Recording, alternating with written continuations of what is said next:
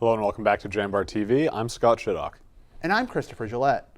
This week, we got an amazing show full of all sorts of stories. Let's get right into it. YSU is under a federal Title VI investigation by the U.S. Department of Education for ignoring alleged anti-Semitism on campus. Editor-in-Chief Molly Burke has more. The Title VI complaint was filed by Zachary Marshall, a professor in the art department at the University of Kentucky and editor-in-chief of Campus Reform, a self-described conservative news publication. Marshall declined to speak with us directly, but said in a statement he's filed 33 Title VI complaints with the DOE's Civil Rights Office since October 7, 2023. That is the day Hamas, a Palestinian Islamist militant group, attacked the southern district of Israel and killed over 1,000 people. Marshall said 13 complaints have resulted in investigations.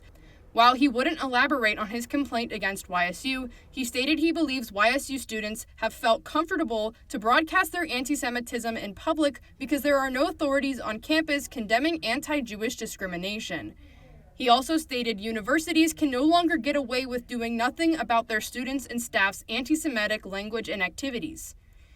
Adam Fuller, professor of political science and director of YSU Center for Judaic and Holocaust Studies, said he believes there is no discrimination on YSU's campus against Jewish people.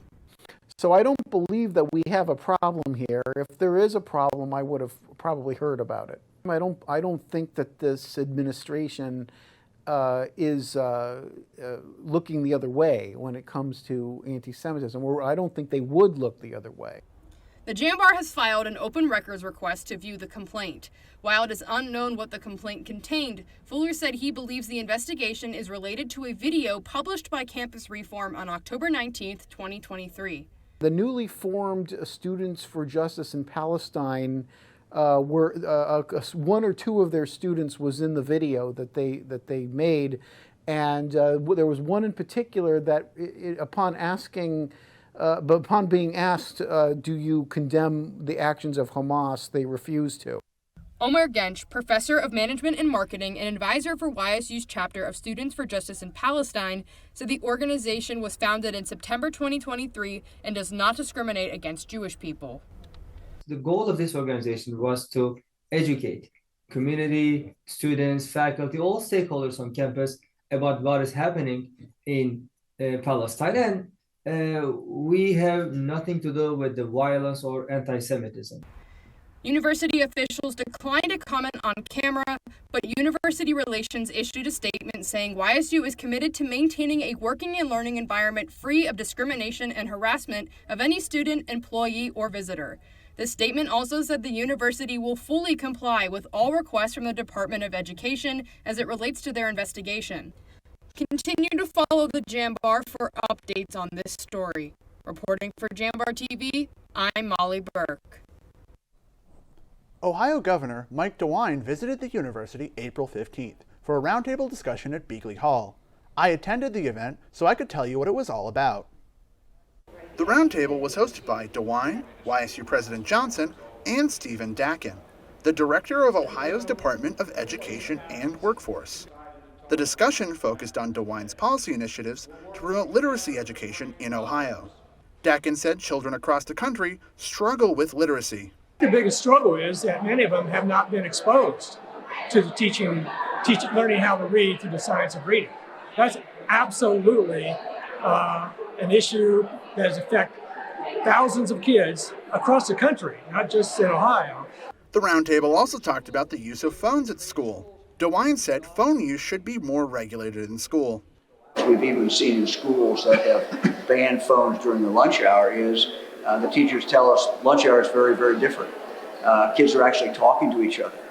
Instead of looking down their phones the whole time they're eating, they're interfacing with each other. They're laughing. They're going back and forth. They're talking. That's really what kids need. The roundtable also discussed career training and showed segments of the film The Right to Read. Reporting for the Jambar, I'm Christopher Gillette. YSU hosted and placed fourth in a case study competition at the annual Midwest Sciences Institute Conference at WCBA on April 12th and 13th.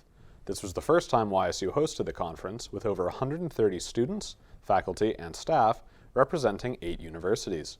Teams of 3 to 4 undergraduate business students from each university participated in the competition. YSU's team was a half a point shy of the podium. Sierra Anselmo, Rebecca Catlos, Jordan Clark, and Jason Gibson represented the Penguins. Alina Markalishu, the co-organizer of the MWDSI case competition and a YSU professor of Operations Management and Supply Chain Studies, said students solved a case study in less than 24 hours, evolving around eggs in cooperation with the Boardman-based Summer Garden Food Manufacturing. So the students will start by touring the company, and then we come back to campus on Friday. This starts Friday morning. We come back to campus, and students will be released the case, which means they'll have the opportunity to read it and then to put together a presentation with potential solutions for the case. And they will actually present those findings. They'll present them to judges on Saturday morning. Next year's competition will be hand-picked by their advisors. Spring Thing was once a prominent music festival for Youngstown in the early 1970s and late 80s. With the festival's comeback, classic rock band Left End will return to the Mahoning Valley at 7:30 p.m. on May 26th at the Youngstown Foundation Amphitheater with Youngstown's house band. The upcoming performance is a tribute to the 1981 sold-out Spring Thing with Left End and the Cleveland-based rock group the Michael Stanley Band. Left End's drummer Patsy Palumbo says the reunion of Spring Thing is for fans who want to relive moments from the 1970s and 80s. The whole purpose of this concert in May is to try to bring back that spirit of Spring Thing, Hydor Park. Youngstown-based members of the Michael Stanley Band will join Youngstown's house band to play several songs from its 1981 performance. Tickets are available now at Ticketmaster.com. Well, we've had a lot of April showers so far and some pretty crazy weather all around. But we've also had some sunny days and clear skies. Hopefully we'll have some May flowers. Well, let's listen to Zonde Smith for the upcoming weather. Over the past few days, we've seen some warmer temperatures overshadowed by many days of rain. This weekend, it looks like it's going to stay mostly dry with some heavy cloud cover. I have a more detailed report after the break. We gon' push it to the limit, we gon' rise together, side by side. Forever, we gon' ride, we gon' ride together. So together we ride, certified. It's together we ride, we gon' push it to the limit. We gon' rise together, side by side, to the finish. Down the ride forever, we gon' ride together. So together we ride, certified. It's together we ride, we gon' push it to the limit. We gon' rise together, side by side, to the finish. Down the ride forever.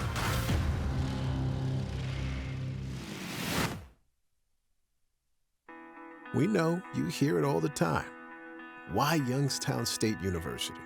Why go to a school in the Mahoning Valley of northeastern Ohio, surprisingly beautiful as that may be? Why live on a campus that sits on the edge of the Rust Belt, historic and inspiring as that may be? In short, why choose Youngstown State? Here's why. Because when it comes to engineering, medicine, sports, business, and the skills you need to take your place in the future, we take a back seat to nobody because you can afford us. And we will afford you the opportunity to build the future you want and the life you desire. Why Youngstown State? Because we care about you, your success, and our future. Together. Youngstown State University. Now you know why. All right, so who knows why? I know why. For starters, I'm getting a top-tier education without the price tag. Can you say that? Engineering, sports, music, business. I can do anything here. I'm getting my hands dirty, learning what my friends are only reading about. I'm part of something bigger here. I'm proud to bleed red and black. So yeah, I know why. It's not a question. It's the answer. Youngstown State University. Know why. Welcome back to JambarTV. I'm Zonde Smith, and this is your weekly weather outlook. Temps will stay in the mid-50s with a lot of cloud coverage throughout the weekend. Today we'll see some rain with a 95% cloud cover throughout the day, so we won't be seeing much sun. Tonight that rain will move out of the valley, but our cloud cover stays high at about 77%. On Saturday, we're going to see a very dry day with little precipitation, but the clouds will stay in the valley with a 70% cloud cover, with help from low wind speeds.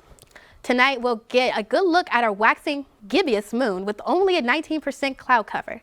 As we move into the Sunday, it will stay mostly cloudy at 70% coverage. And at night, again, the clouds will part for the valley as the cloud cover moves to just 10%. On Monday, the temperature will creep up into the 60s as the cloud coverage decreases slightly to 58%. At night, the clouds will stay put for Youngstown at 72%, making for a cooler evening. Now, let's take a look at my 4-day forecast. Today will be a rainy day with a high of 62 degrees and an 84% chance for rain. At night, the temps will drop to 43 degrees and the rain will subside at just 9% chance. Tomorrow we'll see a high of 53 degrees, and even though we'll see a lot of clouds, only a 9% chance for rain. At night, temps will get close to freezing at 33 degrees, and the chance for rain will stay low at 10% with that low cloud cover. On Sunday, we'll see a high of 54 degrees with those cloudy skies. There will only be a 7% chance for rain. Sunday night, the temps will drop to 33 degrees, still low, 10% chance for rain. At the start of the week, the temperatures will rise to a high of 63 degrees with just a 20% chance for a shower. At night, those temps will be around 39 degrees and still a 20% chance of rain. That's all we have for this week's weather outlook. Stick around because Matt Stoller will be in the studio for our student life update after the break.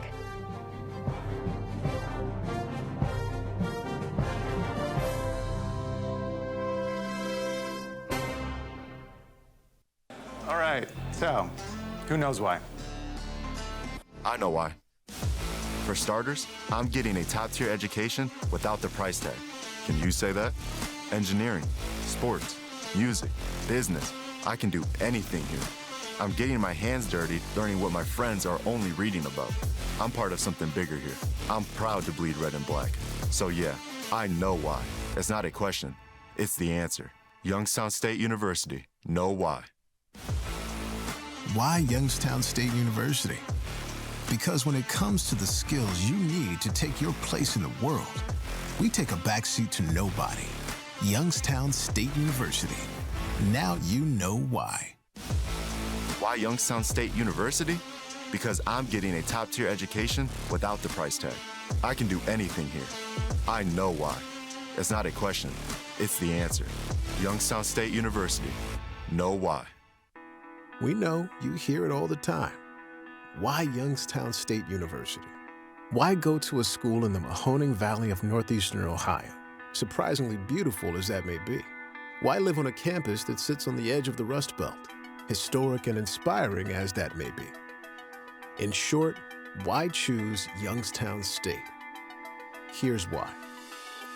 Because when it comes to engineering, medicine, sports, business, and the skills you need to take your place in the future, we take a back seat to nobody because you can afford us, and we will afford you the opportunity to build the future you want and the life you desire. Why Youngstown State? Because we care about you, your success, and our future. Together. Youngstown State University. Now you know why.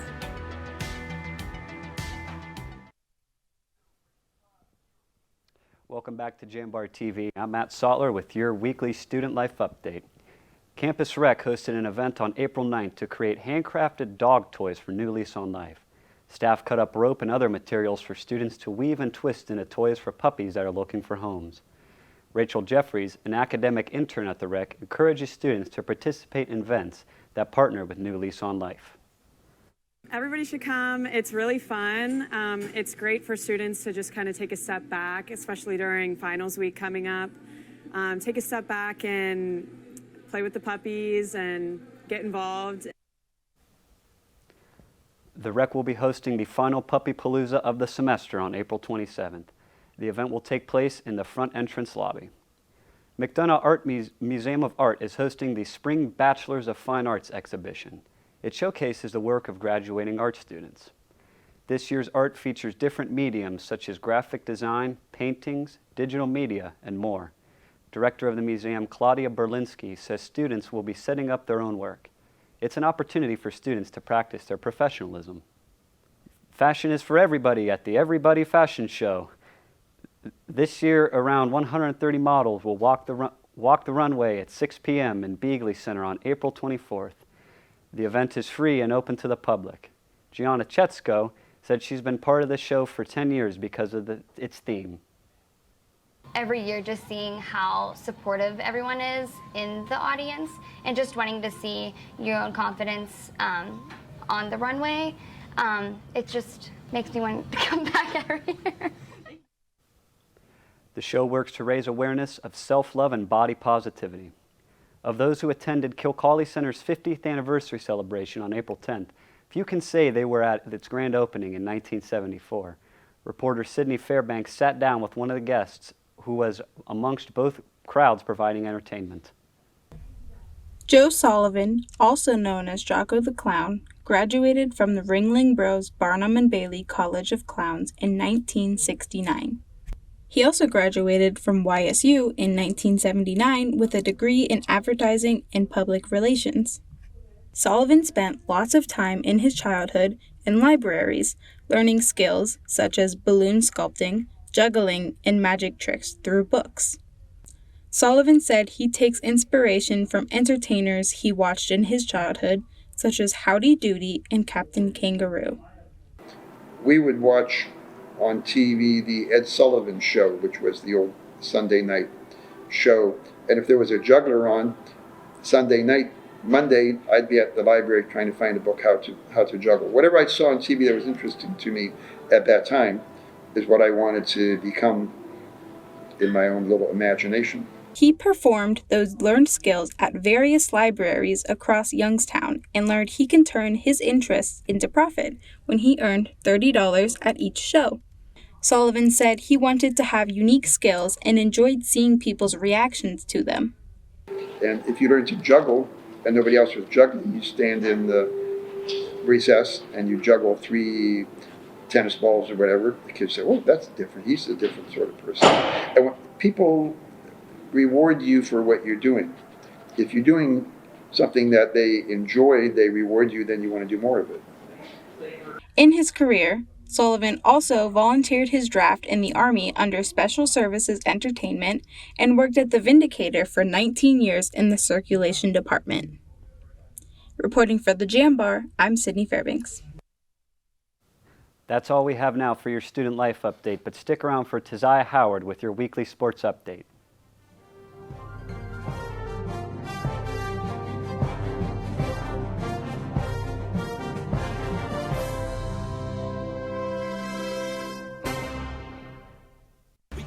To the limit, we gon' rise together, side by side to the finish. Down the ride forever, we can ride, we can ride together. So together we ride, certified. It's together we ride, we gon' push it to the limit. We gon' rise together, side by side to the finish. Down the ride forever, we can ride, we gon' ride together. So together we ride, certified. It's together we ride, we gon' push it to the limit. We gon' rise together, side by side to the finish. Down the ride forever.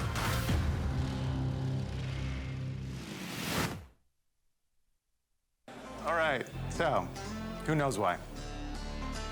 I know why. For starters, I'm getting a top-tier education without the price tag. Can you say that? Engineering, sports, music, business. I can do anything here. I'm getting my hands dirty, learning what my friends are only reading about. I'm part of something bigger here. I'm proud to bleed red and black. So yeah, I know why. It's not a question. It's the answer. Youngstown State University. Know why.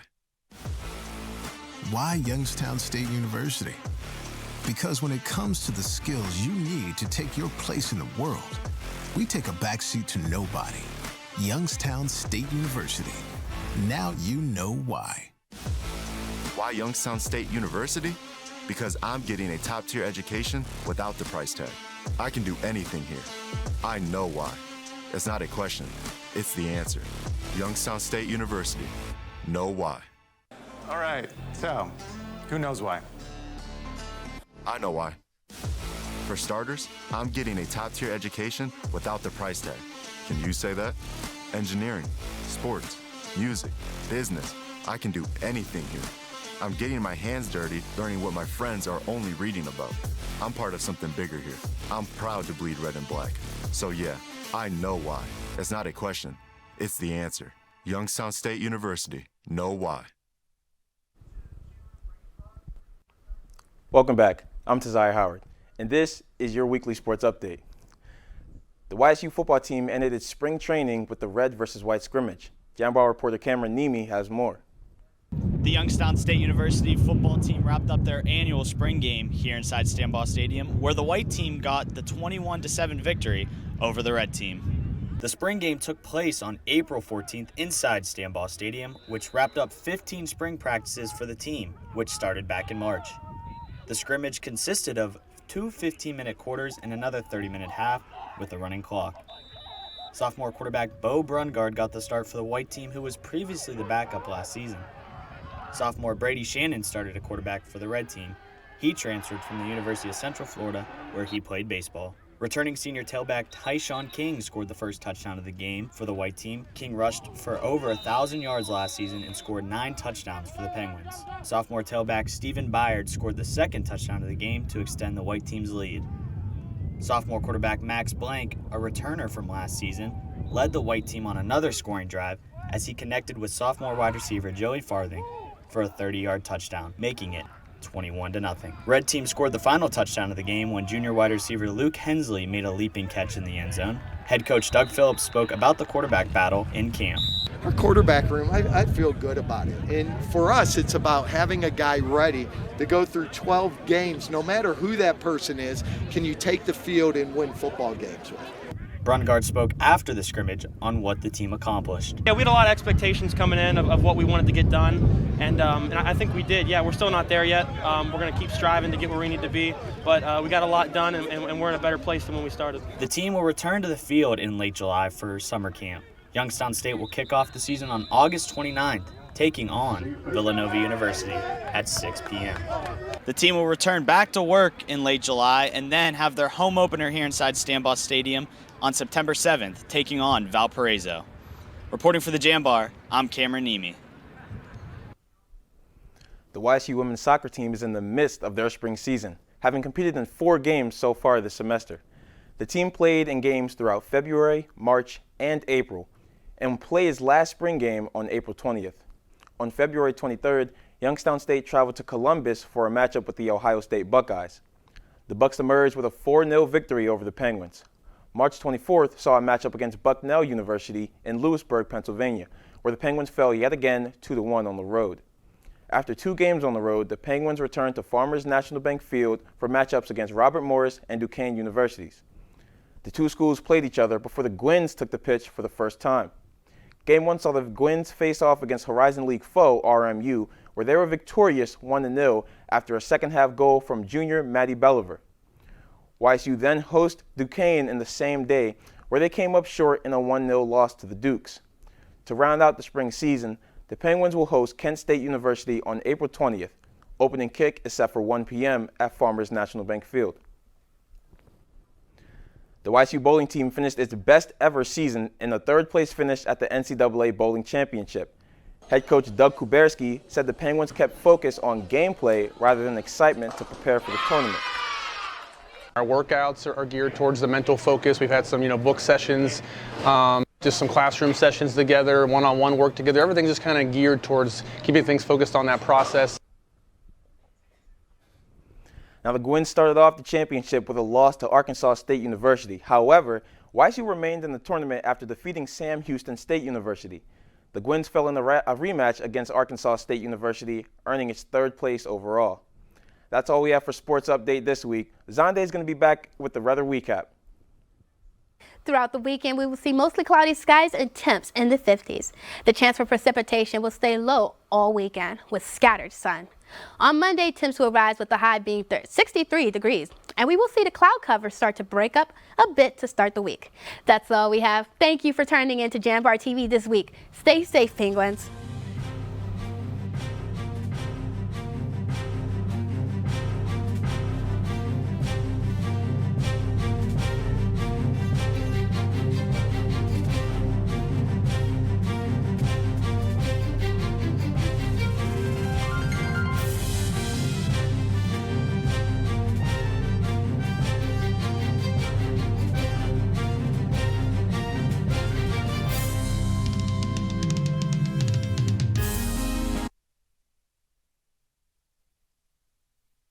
Support for Jambar TV is provided in part by the YSU Foundation and the Jane F. Lamb Charitable Foundation. Thank you.